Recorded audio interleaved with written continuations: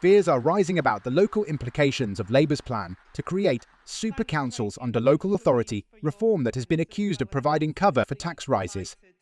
Angela Rayner's devolution revolution will create more directly elected mayors who will have the powers to impose a mayoral precept on top of council tax for large parts of England. Their reforms will see areas with a current two-tier system of district, borough and county councils streamlined into one authority covering around 500,000 people. But these will then come together in mayor-led strategic authorities covering areas with a population of at least 1.5 million, with powers over things like planning and public transport. Labour has insisted that the plan does not amount to super councils and will increase local democracy as decisions taken in Westminster are devolved to regional leaders. But the White Paper admits that one of the aims is to reduce the number of politicians involved in decision-making, raising fears that they could in fact lessen democracy. There are also questions over whether elections due to take place in May will happen for authorities facing the axe in 2027. Mrs. Rayner has already signed off on the creation of mayors in Greater Lincolnshire and the combined authority of Hull and East Yorkshire, which are set to be elected next year. Hampshire, Sussex, Kent, Essex and Cheshire are thought to be next to bid to have a mayor. See what the changes may mean in your area in our graphic below.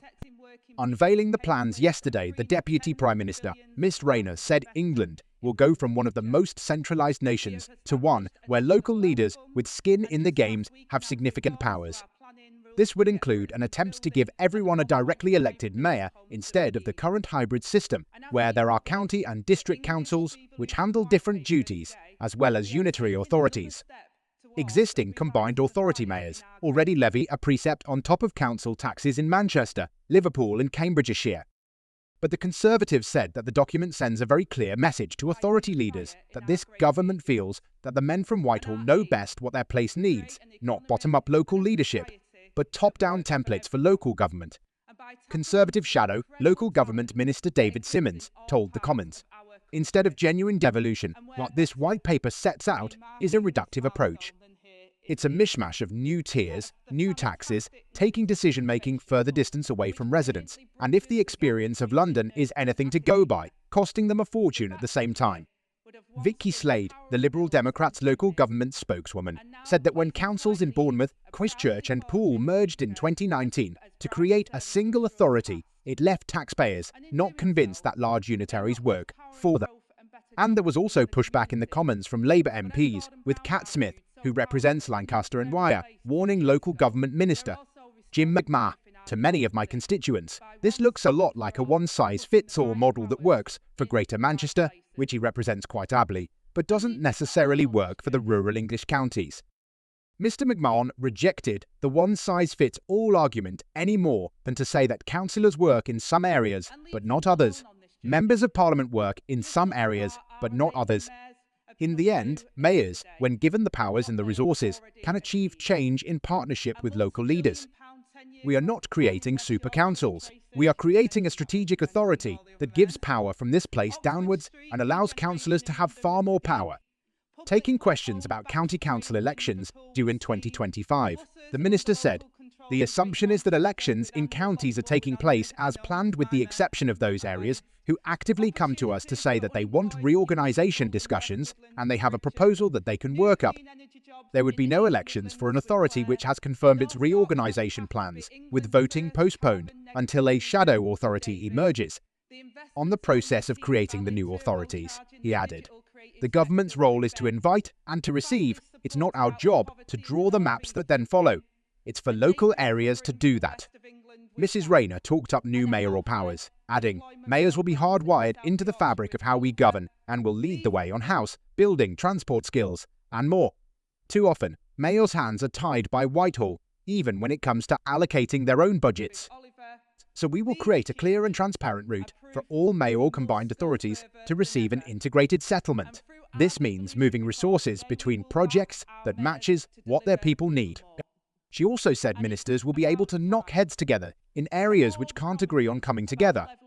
The Deputy Prime Minister added, "Devolution is a journey, and some will need time to decide the course they wish to follow, and we will give local leaders time and space to do this, but our ambition is clear. We want to fill the map with devolution."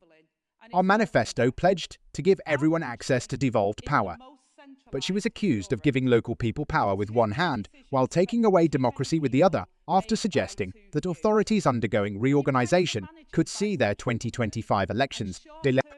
All 21 county councils in England are currently up for election on May 1, as well as 10 unitary authorities. Mrs. Rayner suggested central government would not interfere in the process, but that any decisions would be made from the bottom up. Officials are believed to be expecting a slurry of requests to postpone next year's polling.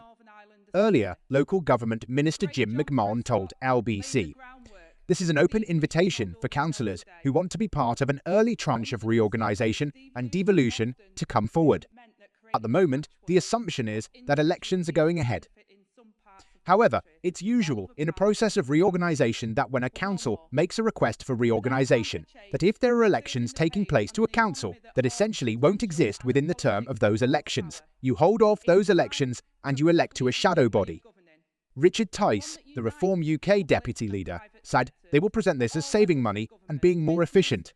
But it seems very last minute, and are they running scared of the electorate? Clearly, they are terrified of reform. Assistant Chairman Zia Yousaf added, "Starmer is governing like a despot." The Tories won 1448 seats in 2021 at the height of Boris Johnson's popularity, while Labour was reduced to 365 seats and the Liberal Democrats won 293. Sir Keir Starmer's party have been performing particularly poorly in council by-elections since his government were elected in July. There are additional concerns about the creation of the mega councils, severing the link between local representatives and residents.